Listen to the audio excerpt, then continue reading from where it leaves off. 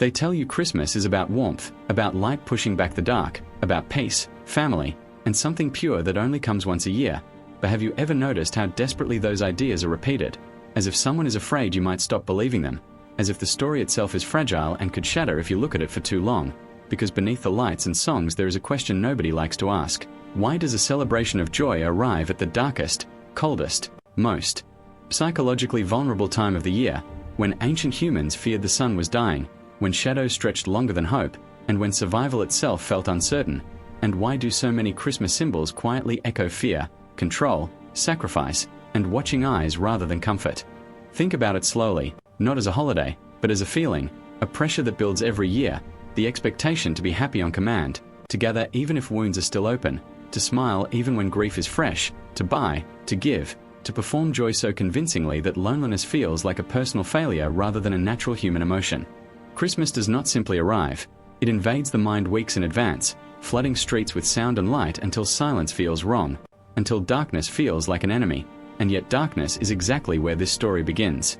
Long before nativity scenes and carols, midwinter was a time of dread, a pause between life and death, a moment when people genuinely believed the world might not survive until spring, and to cope with that terror they created rituals, fires, sacrifices, stories of supernatural beings who judged, rewarded, or punished behavior during the longest nights of the year. Those stories never disappeared.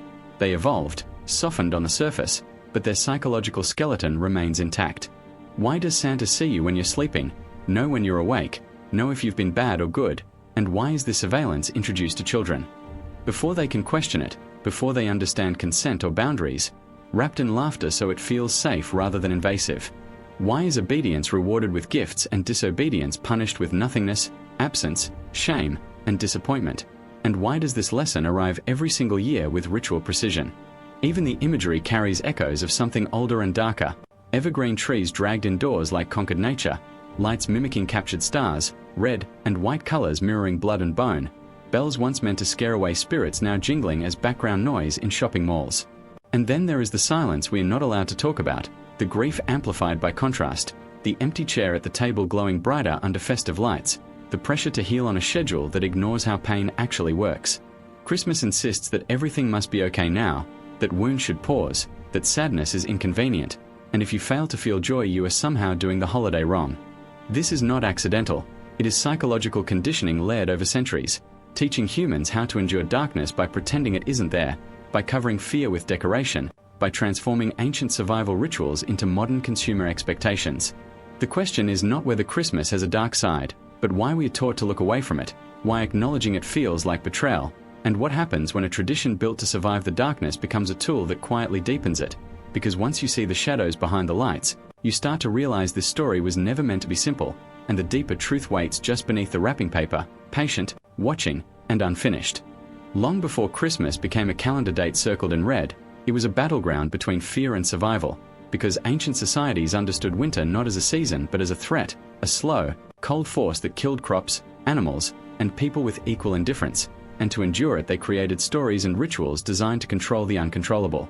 Across Europe, the Middle East, and the far north, midwinter festivals revolved around sacrifice, appeasement, and imitation of the sun itself, fires lit to convince the sky to return the light, feasts held not out of abundance but defiance, consuming stored food before it spoiled or was taken by hunger. These were not gentle celebrations, they were desperate acts layered with meaning, where gods were fed, spirits were feared, and behavior was closely watched, because misfortune was believed to follow those who broke ritual order.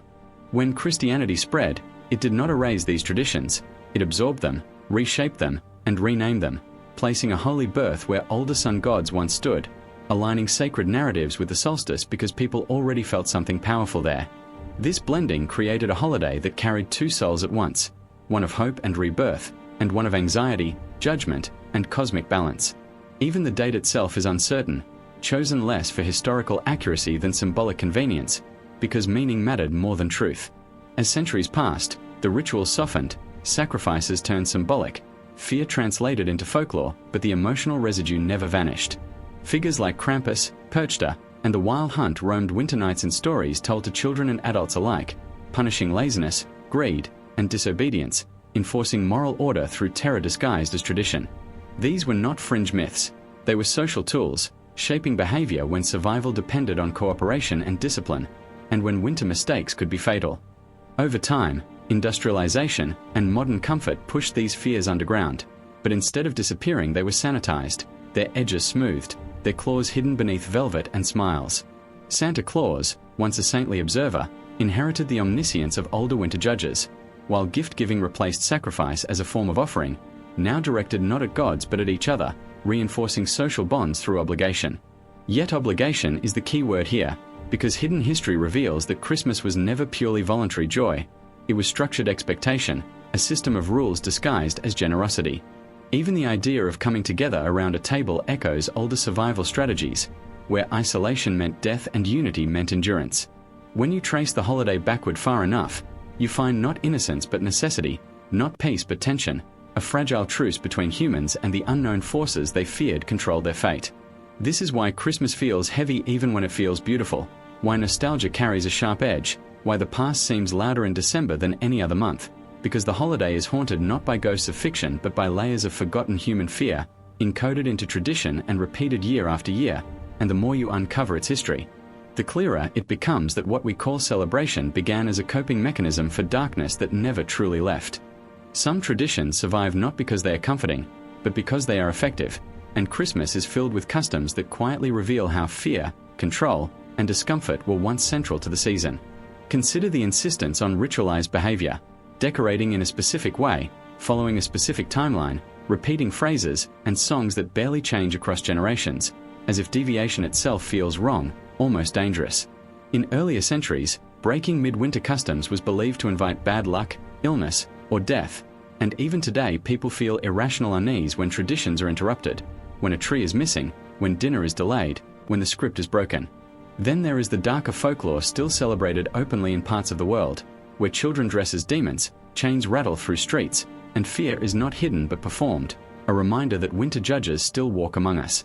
These rituals were meant to externalize anxiety, to give shape to invisible threats, but they also normalize punishment as spectacle, teaching communities that fear could be festive if properly framed. Gift-giving itself carries a shadow rarely acknowledged, because it is not just generosity but measurement, comparison, and silent judgment, where love feels quantified and disappointment becomes a quiet accusation. For children, the lesson is even sharper. Goodness is transactional, behavior is monitored, reward is conditional, and belief is required for the system to work. Question too early, and the magic dies, but what dies with it is the illusion that someone benevolent is watching over everything die in many households. Christmas also amplifies power dynamics, resurfacing unresolved conflicts under the demand for harmony, where silence replaces honesty because honesty would ruin the day. Alcohol flows more freely, emotions spill over more easily, and domestic tensions spike, a statistical reality hidden beneath advertising images of perfection. Historically, this was also a time when social roles were reinforced, when authority figures asserted control, when communities re-established order before the chaos of winter fully set in. Even the act of staying awake late into the night echoes older vigil practices, watching fires, guarding against both cold and unseen threats. The strange truth is that many of the season's most beloved elements originated as tools to manage fear, obedience, and survival, and though their meanings have shifted, their psychological impact remains. This is why Christmas can feel both magical and oppressive, comforting and exhausting, joyful and deeply unsettling, because beneath the music and lights lies an ancient agreement. We will follow the ritual, we will play our parts, and in return we will feel safe, at least for a moment. But safety built on denial is fragile, and the more these traditions are repeated without understanding, the more their hidden weight presses down, quietly shaping emotions, expectations, and behavior in ways few people ever stop to question. Beyond history and tradition, the true darkness of Christmas reveals itself in the mind, where expectations collide with reality and the gap between them becomes painfully clear. Psychologically, the season intensifies everything already present. Joy becomes euphoria, sadness becomes despair, loneliness becomes unbearable, and memory becomes inescapable. The cultural demand for happiness acts like a spotlight, illuminating what is missing rather than what is there. And for many people, December is not a celebration but a reminder of loss, fractured families, financial stress, and time slipping away. Society rarely acknowledges this because the narrative is too valuable, too profitable, too comforting to those it serves. Instead, discomfort is treated as personal failure, something to hide behind smiles and greetings, reinforcing isolation at the exact moment connection is supposedly most abundant. On a societal level, Christmas reinforces cycles of consumption that mimic older offering rituals, where buying replaces believing and debt replaces devotion, creating a sense of obligation that lingers long after the lights are taken down. The holiday also plays a role in shaping identity, teaching people who they are supposed to be to others: generous, cheerful, successful, stable, even when none of those labels feel true. This dissonance creates emotional fatigue, a quiet burnout that peaks just as the year ends, leaving many people hollow rather than renewed. Children internalize these pressures early, learning to perform excitement, gratitude, and belief, while adults learn to perform stability, nostalgia, and control. The result is a collective ritual of emotional labor, repeated annually, rarely questioned, and deeply ingrained. Culturally, Christmas functions as a reset button that often fails, promising closure, forgiveness, and fresh starts without addressing the underlying issues that made them necessary. This is why January feels so empty, so abrupt, as if the when the lights finally come down and the music fades, what remains of Christmas is not the gifts or the decorations, but the question it has been quietly asking for centuries: how do humans survive the dark, both outside and within? The holiday's true power lies not in its perfection, but in its honesty when stripped of illusion, revealing that beneath every ritual is a fear of disappearance, of cold, of being alone when the world feels hostile and unkind. Christmas endures because it acknowledges this fear without naming it, because it offers structure where chaos threatens, and meaning where uncertainty reigns. Yet the danger lies in mistaking the symbol for the solution, believing that repeating the ritual is enough, that light without reflection can truly warm what is frozen inside. The dark side of Christmas is not something to be feared or erased. It is something to be understood, because it mirrors the human condition itself, the constant negotiation between hope and despair, memory and loss, connection and isolation. When seen clearly, the holiday becomes less about forced joy and more about shared vulnerability, less about perfection and more about endurance. The ancient fires were never meant to banish winter forever, only to prove that people could gather, could remember the sun, could hold on until it returned. In that sense, the darkness was always part of the design, a reminder of why the light mattered at all. Perhaps the problem is not that Christmas has a dark side, but that we pretend it doesn't, leaving people alone with feelings they believe are forbidden during the season of joy. When we allow space for both warmth and shadow, the holiday becomes something deeper, something honest, something human. And in that honesty lies a quiet truth rarely spoken. Christmas was never meant to make us happy all the time. It was meant to help us survive, together, through the longest night, and whether we choose to see that truth or keep wrapping it in silence.